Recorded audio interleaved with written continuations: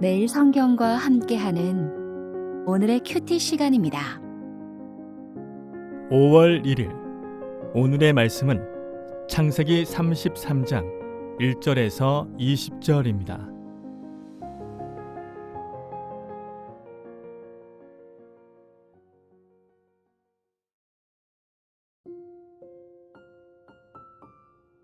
야곱이 눈을 들어 보니 에서가 400명의 장정을 거느리고 오고 있는지라.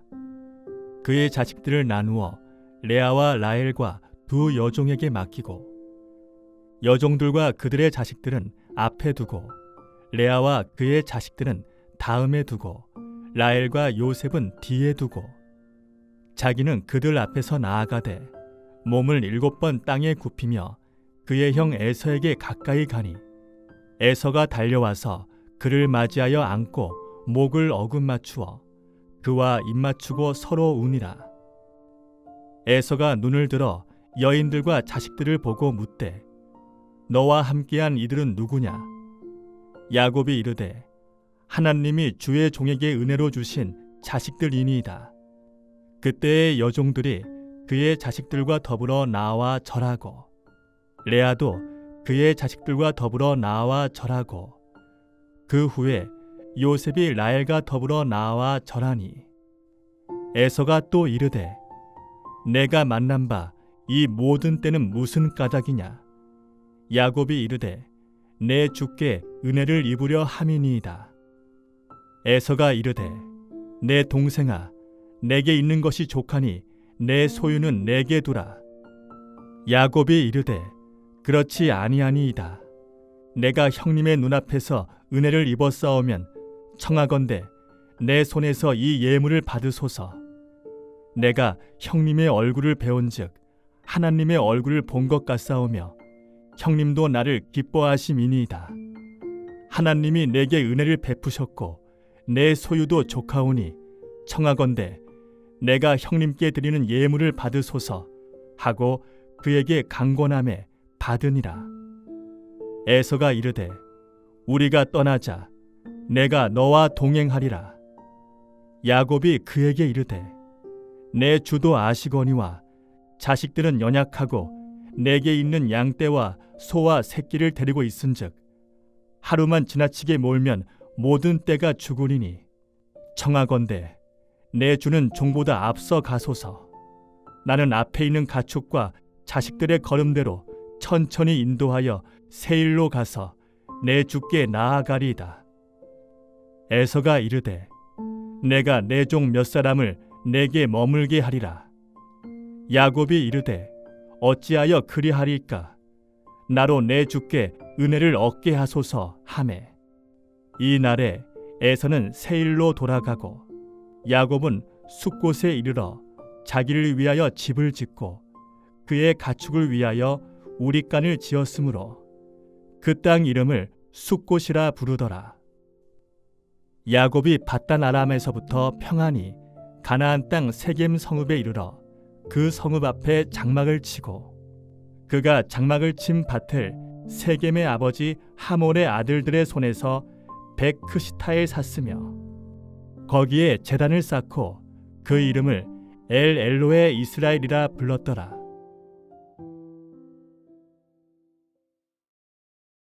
야곱은 브니엘의 눈부신 아침을 맞이합니다.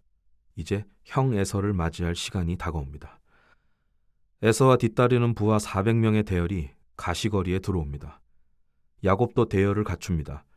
가족을 세 그룹으로 나눠 선두에는 두 여종과 그들에게서 난 자녀들, 뒤이은 무리에는 레아와 그녀에게서 난 자녀들, 마지막 무리에는 라헬과 그녀가 낳은 요셉을 둡니다. 뒤로 갈수록 애정과 보호 의지가 점점 강해지는 구조로 안전을 염두에 둔 배치입니다. 특유의 편애와 집착 그리고 통제 본능이 다시금 발동되는 건 불안과 평안함, 두려움과 기대가 뒤섞인 마음 때문입니다. 자신은 후미에 선 채 무리를 앞서 보내므로 방어벽을 구축했던 이전 방식은 버립니다. 무리의 가장 앞에 나섭니다. 야곱은 여전한 듯하지만 변하고 있습니다. 야곱과 에서가 마주섭니다. 야곱은 7번 땅에 엎드려 절하며 형에게 다가갑니다. 과거 에서에게 깊은 상처를 입힌 일에 사죄를 구하는 동시에 차남으로서 장남에게 공선을 표함으로 과거의 야곱이 아님을 보여주려 합니다. 에서는 달려가 야곱을 부둥켜 안고 입맞춥니다. 두 사람은 얼싸안고 울음을 터뜨렸습니다. 야곱의 영혼을 말라가게 했던 형과의 재회는 원수 갚음의 피가 아닌 이산 가족의 눈물로 물들었습니다. 야곱의 가족도 에서에게 절합니다. 야곱은 앞서 보낸 선물을 받아주길 청했고 에서는 이미 소유가 넉넉하다며 마다합니다.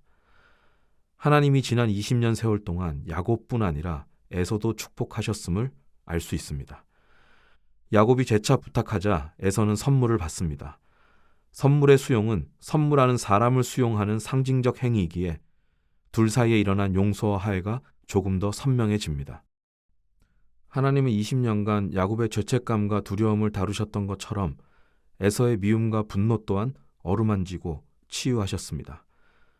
야곱은 귀환길 내내 불안과 공포에 시달렸지만 하나님은 그의 귀환길을 용서와 화해의 여정으로 삼으셨습니다. 아니, 지난 20년의 세월이 용서와 화해의 여정이었다고 말하는 게 더 정확할 것 같습니다. 마침내 야곱은 형의 얼굴에서 하나님의 얼굴을 발견합니다. 누구나 용서의 문제, 화해의 과제를 안고 살아갑니다. 용서와 화해는 유사한 성격을 지니면서도 구분됩니다.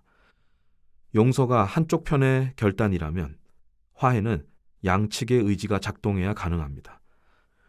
용서와 화해의 유사성은 둘 모두 여정의 성격을 지닌다는 사실입니다. 때때로 단번에 극적으로 이루어지는 용서나 화해도 있습니다. 하지만 열매를 보아야 합니다. 값싼 용서와 성급한 화해가 낳은 부작용이 있지는 않은지 숙고할 필요가 있습니다. 용서와 화해는 여정이 필요합니다. 무슨 일이 일어났었는지 진실을 복구하고 수용하는 과정, 어떤 고통을 겪어왔는지 이해하고 공감하는 과정, 진심 어린 참회와 사과라는 과정을 징검다리 하나씩 건너듯 지납니다. 여정 가운데 멈출 때도 있고 되돌아갈 때도 있습니다. 이 모든 과정을 지나 용서와 화해에 도달하고 새로운 시간을 열어간다는 것은 쉽지 않은 일입니다. 그래서 하나님의 도우심이 여정에 함께해야 합니다.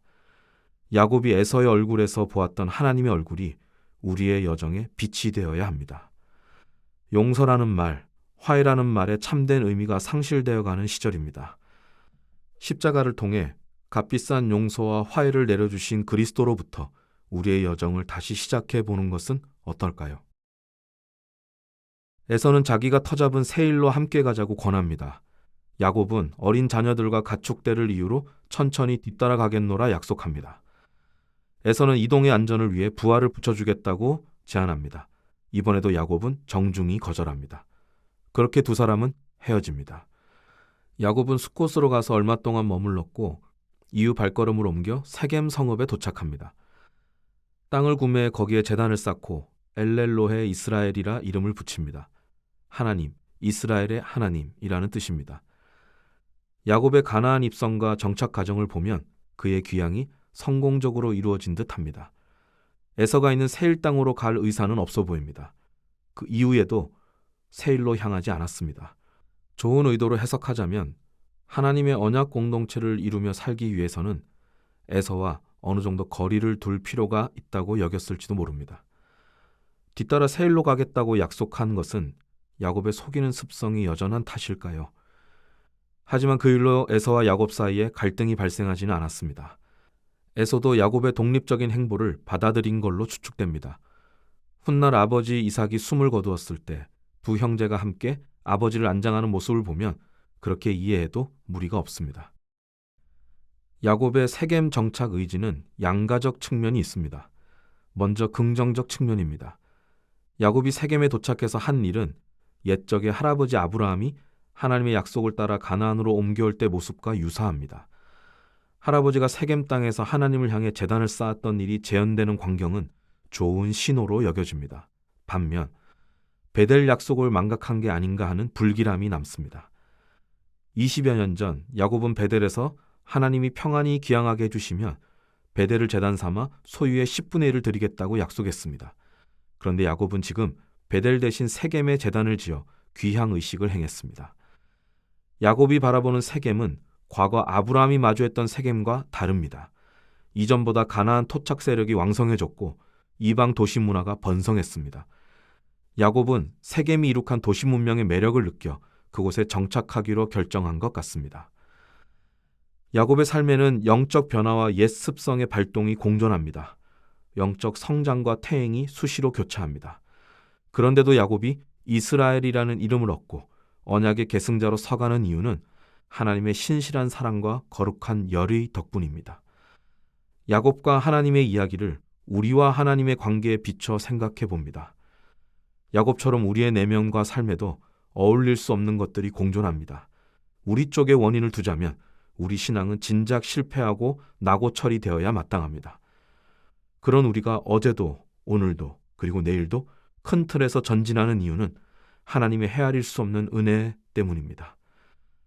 뒷걸음질을 전진의 재료로 사용하시고 전락의 경험을 도약의 발판으로 삼으시는 전능자의 손길이 있기에 여전히 소망이 있습니다.